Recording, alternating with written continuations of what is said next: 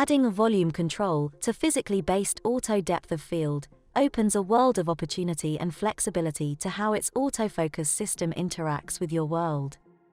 User Khoa asks, how can I disable the depth of field during runtime? Let's find out. First, you'll want to add a volume override. There are two ways of doing this. Head to Window, HIBIKI Entertainment, Depth of Field, Add Override Volume. Or, right-click the hierarchy, Volume, Box Volume. The volume component can be removed and be replaced with PBDOF Volume Override instead. Next, you'll want to add this to the location of your main camera. The quickest way to do this is select your camera in the hierarchy. Then, in the title bar, select Game Object, align View to Selected. Finally, select the volume object and press Ctrl-Shift-F. You can now add this as a child of the main camera, or a child of a parent controlling the main camera.